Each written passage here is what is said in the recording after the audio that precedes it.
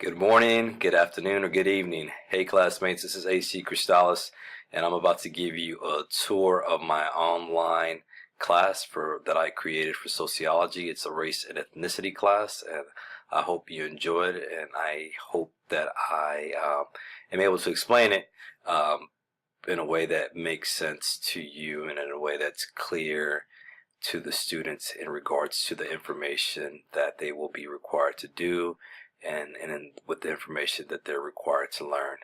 Mates, here's my front page, and it has my welcome to Sociology 1306 Race and Ethnicity course, and it's a hybrid course, which means that 50% of the time we'll meet in class and 50% of the time the information will be online through video. So it's a hybrid course utilizing a flipped classroom approach.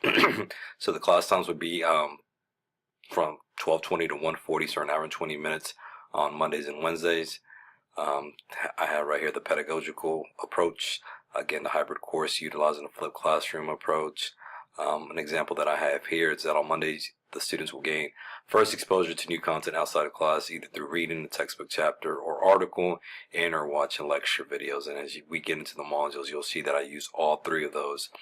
And then on Wednesdays, that's when we'll incorporate that knowledge through strategies using problem-solving activities, peer discussions, or debates. So the course material, the textbooks, being able to have access to a computer and web connection is important for wiki projects or online assignments.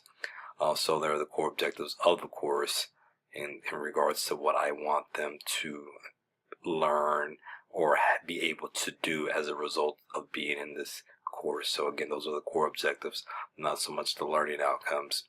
So we'll go ahead and click on Unit 1 module. And Unit 1 module right there is race and ethnicity. It's kind of the introduction to the whole course. So the learning objectives right here, and then we have the off-campus assignments due for Monday 8/28. So ideally what I would send an email to my students telling them to check their course management systems in regards to the modules and have this information already at their disposal, where they can read, where they know that they have that before they get to class on Wednesday, August 30th, they need to read chapters 1 and 2 from the textbook, read an article, and watch these videos. So again, some students may take the weekend and do it. They may just do all the assignments and all the reading on a Saturday, while others may actually use that Monday to do these following assignments.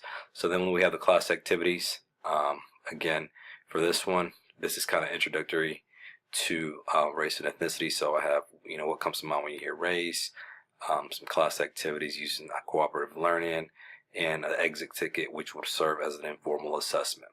So then you have Module 2. Again, it gets a little bit more specific in regards to stereotypes. Again, the learning objectives are present. There's the off-campus assignment and the class activities. And so Module 3, we have prejudice and racism. Again, just being able to, I want them to be able to explain the difference between prejudice, racism, and discrimination, because so many times people and students will use, they say this is racist when it's really just a discrimination. Has nothing to do with race.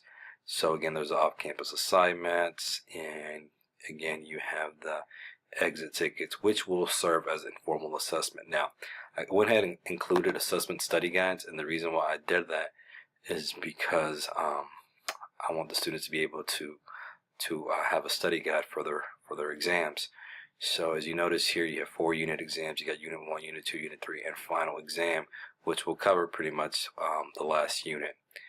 And so here's a review sheet for Exam 1, Modules 1 through 3 that I created for this assignment. And again, it just has, students, these are questions specific to what's going to be on the exam, so the students have an idea of what they need to study for. So I want to go ahead and highlight this. I think this is very important. So again, our class is a hybrid course, so 50% of the time we'll meet in class, 50% of it will be online. But in regards to the exams, because so many times, we lose a lot of instructional time due to giving an exam. Well, in an ideal world, the students will take the unit exams at the testing center in Medina Hall. So I'll be able to create a relationship or be able to inform the people at Medina Hall, which is a testing center here at Richland, where students can take any student who is enrolled in this hybrid course can take the exam there. So it's monitored, and they'll have a 2-hour limit to take the exam. So then we have the technology requirements, just again, in order when addressing the learners who are going to be in the class, we need to make sure that they're able to connect to the internet and be able that they have memory and be able to use Microsoft Office and whatnot. So the last page is contact me. It just has my information, and if they want to send a form, they can, instead of emailing me, they can fill this out and just submit it through Google Forms. Now the next part of the video will actually be how Module 2's lesson, stereotypes, specifically the circles of my cultural self, actually look like in class. So I'm excited to just show you a little bit of that here in a second, in terms of you'll see students switching groups and whatnot, and basically having that discussion. Alright, so this is the calm before the storm, before the students enter the classroom. Now what I would do is write the words identity and stereotypes on the whiteboard, just so that students know what they're going to be doing once they enter the classroom. And the first part is having the students analyze and describe a time when they were proud to identify themselves with one of the identifiers that they wrote down in their circles of their multicultural self, and also a time when it was especially painful to be identified with one of those identifiers.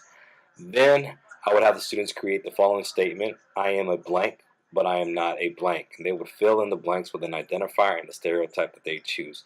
So an example would be, I am a Latino male, but I'm not a gangbanger. To me, the greatest magic happens when they're able to do the next piece, which is the discussion portion, where we have 5 to 7 part rotations, and they discuss with their partners what they wrote. After they finish the discussions, we would get together back as a whole class and share the learning experience that they derived from the activity.